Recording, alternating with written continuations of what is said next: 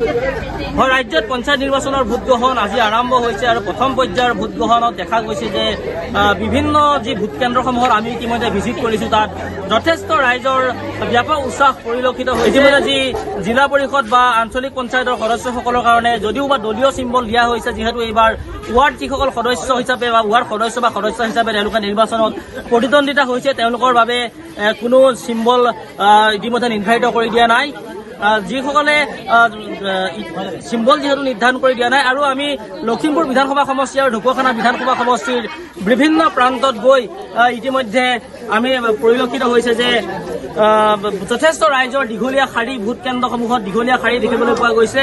পুৱা 7 বজাৰে পৰা দীঘলীয়া শাৰী পৰিলক্ষিত হৈছে। বিশেষকৈ পুৰুষসকলৰ সমানে সমানে মহিলাসকলৰ বিশেষকৈ ওলাই আহিছে, মহিলাসকলে খুব উৎসাহেৰে ওলাই আহিছে।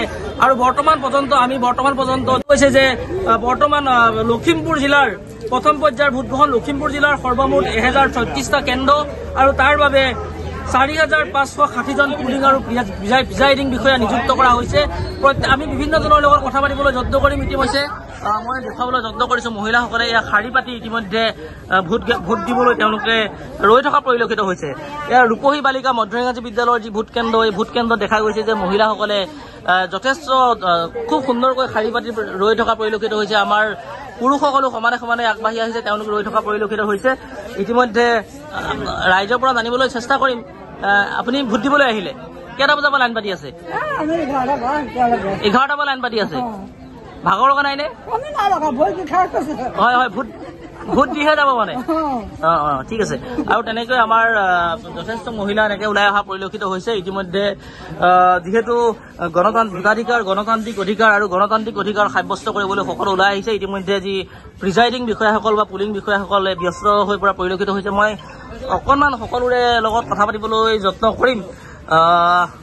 আপোনাৰ ওচৰলৈ আহিছে, আপুনি ক'ৰ পৰা, কোন গাঁৱৰ?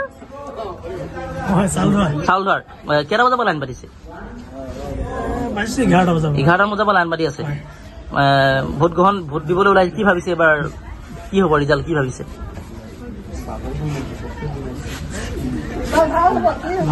ভাল হ'ব ন? নিশ্চয়। আমি সকলোৰে পৰিৱেশ দেখুৱাইছো। ইতিমধ্যে বিশেষকৈ আমাৰ মহিলাসকল যথেষ্ট উৎসাহেৰে ওলাই অহা পৰিলক্ষিত হৈছে। আৰু আমি ইয়াৰ যি সম্পূৰ্ণ পৰিৱেশ, আমি লখিমপুৰ বিধানসভা সমষ্টি আৰু ঢকুৱাখানা বিধানসভা সমষ্টিৰ প্ৰতিটো পৰিৱেশ দেখুৱাবলৈ যত্ন কৰিম। ইতিমধ্যে ভোট দি আহিলে নি আপোনালোকে? ভোট দিলে? আপুনি ভোট দিলে? আপুনি কেইটা বজাৰ পৰা লাইন পাতি ভোট দিলে? আমি 1.5 ঘণ্টা লাইন পাতিলে লাইনত। হয়, 1.5 ঘণ্টা লাইন লাগি ভোট দিলো। ধুনীয়া হৈছে ভোট।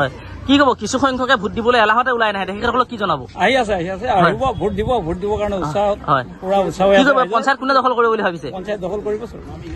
কোন দলে দখল কৰিব বুলি ভাবিছে? চৰকাৰী পক্ষে দখল কৰিব, বিজেপিয়ে। নিশ্চয় আমি এয়া দেখুৱাইছো সম্পূৰ্ণ পৰিৱেশ। আৰু আছামিজ স্নাৰ দৰ্শকসকলক আমি যি লখিমপুৰ বিধানসভা সমষ্টি আৰু ঢকুৱাখানা বিধানসভা সমষ্টিৰ কেইবাটাও ভোট কেন্দ্ৰৰ পৰিৱেশ দেখুৱাবলৈ যত্ন কৰিম।